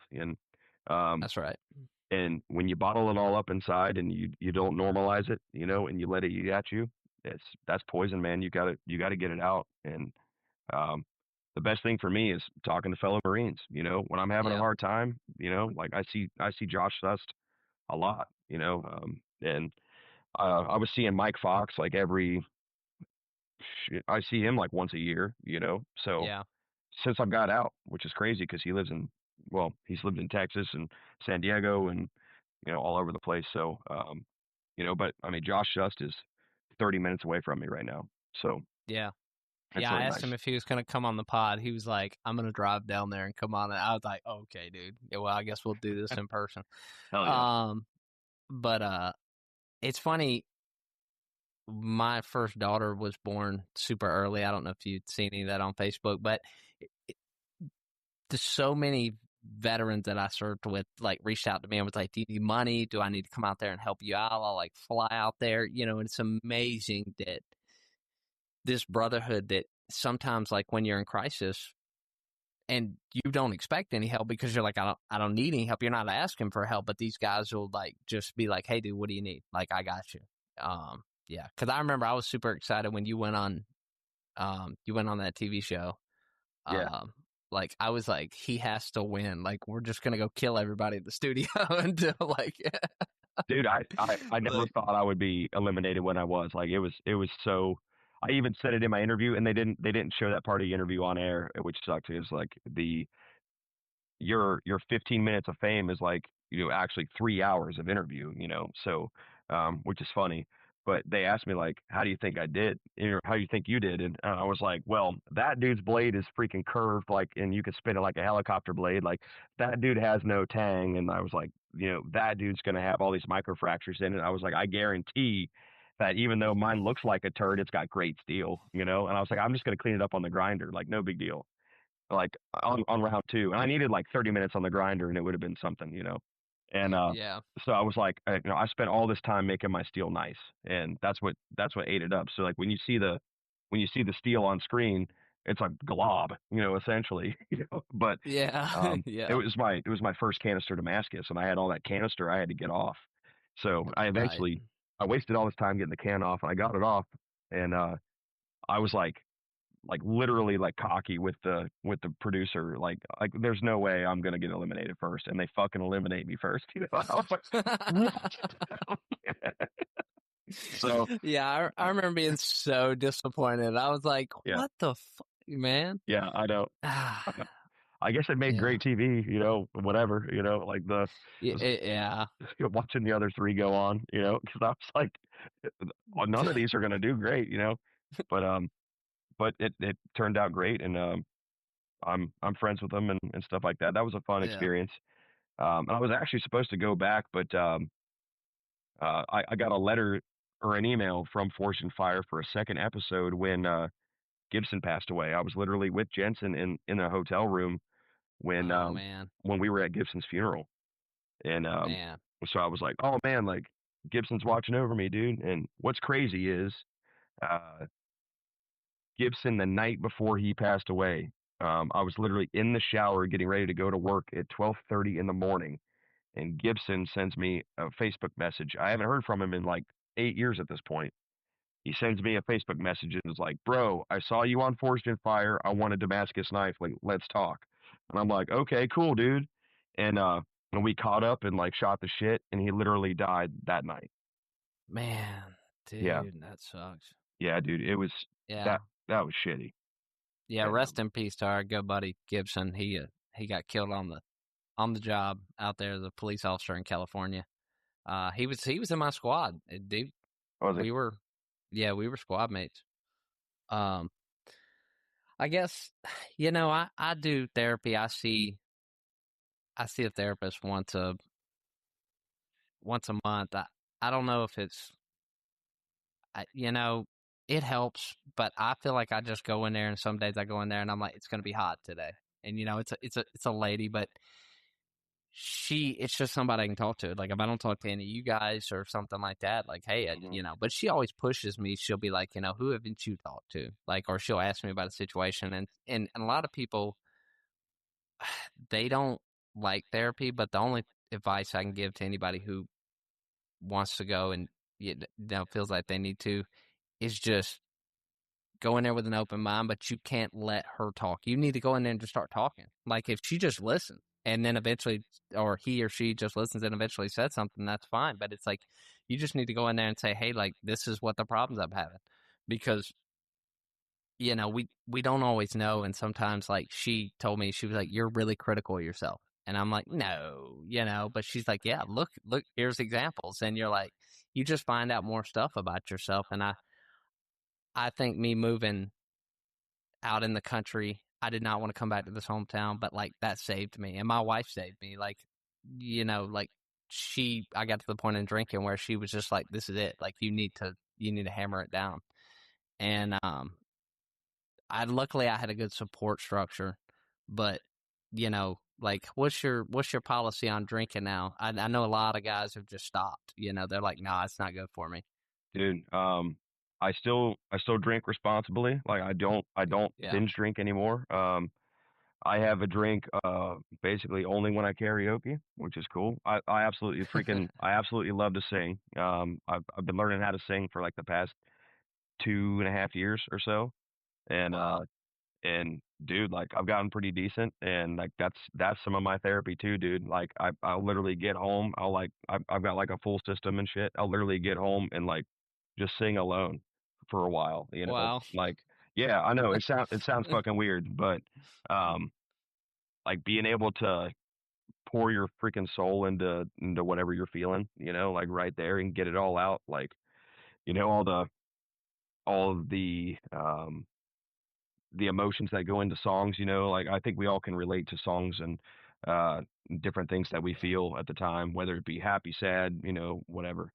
And um being able to actually vocalize it is a big therapy for me, for sure. And I know you're right. I really should probably go and like actually talk to a real, you know, a real No, professional. I, But I think everyone has their own. They know themselves, yeah. and so for me, I wanted to get into group therapy, and so they were like, before you get into group therapy, you need to do like one on one. And I've been doing one on one for a year, and they've never mentioned it again. So I'm just like, you know what? Come to like her. So it's kind of one of those things where I'm like, I'm fine where I'm at. As far as drinking, I take 3 months off a year. So from Labor Day to like right around Christmas or something like that, I take 3 months off, and it just reminds me to kind of throttle, you know. Hmm. And so, Yep. but anyways, man, I think anything else you want to talk about, like as far as like how guys deal with this, or um if you don't have anything else on that, if you want to throw, like, if you got any social media you want to promote or anything like that. Yeah. Well, I'm Viking.of.Cincinnati on Instagram. You can hit me up on there. Check out my work. I've got a million different facets of art that I get into. If it can be made, I try to make it. So, I do sculpting and um, portrait art and basically anything you could think of. So, if you want to check out my items on there, feel free. I am a father of 4 lovely daughters, so I'm very, very busy, and I usually don't do commissions anymore. I like to make what I make, and then people can buy it. After that way, it's true. It's a true reflection of myself when I can make what I want to make, and then people can buy a little bit of me instead of me making something that's maybe not necessarily a good tool or a good whatever. People's opinions aren't always educated, so when it comes to blades at least, but. Um, anyway, and as far as everything else, man, I think you're doing a good thing with this podcast. Compiling experiences of our guys, and I'm looking forward to seeing who else is going to come on and all of their perspectives, and just hearing some of the comedy of it's not all bad. Like we had probably 10 times more comedy throughout deployment, and I think everybody does too. I mean, yes, obviously you have your bad days, but we all volunteered. We all knew those bad days were going to come, and at the end of the day, we knew how to laugh some things off and just stick together and get the job done. And I miss everybody from the unit. I'm proud of our unit, and I'm proud of what you're doing, man. So this has been good for sure. Yeah, man, I appreciate it. And like, for us, it's like, I want to build a network. I want all of us guys, to, to the guys that come on here to tell their stories. Hey, if somebody needs something, you're like, hey, I got this artwork. This other guy can do this. And hey, we just build a network. And so you get enough listeners and we get to a point where it's like, hey, these are our stories, and it's like me and Paige talked about the other day. The soft guys, and nothing against them, the special operations dudes are great dudes, and I knew quite a few of them. Our former captain was special operations, but um, I feel like a lot of those guys have a lot of connections. And it's like a lot of the infantry guys, they're the guys who are cutting your hair, dude. They're the mechanic down the street. Like, they did this crazy job and they came home, and it's like they're the dude that's your server at Applebee's, and Yep. you'll never know. And so it's like, that's why I want to do this, to tell our stories. We just don't get our documentation of what we did out, and kind of how we dealt with it, and how we turned around and went back to these normal ass lives. Now we're parents. Now we're, working at FedEx or farmer or whatever, And yeah, man, I appreciate you coming on, dude. And I'll have you back, and we'll have to get some more into maybe some funny stuff. And Oh, I I'd mean, love to. maybe if I can do 100 episodes, dude, that'll be cool. I'll bring you back for the 100th episode and be like, all right, it's the first and the 100th. Let's do this thing. Hell yeah, that'll be awesome.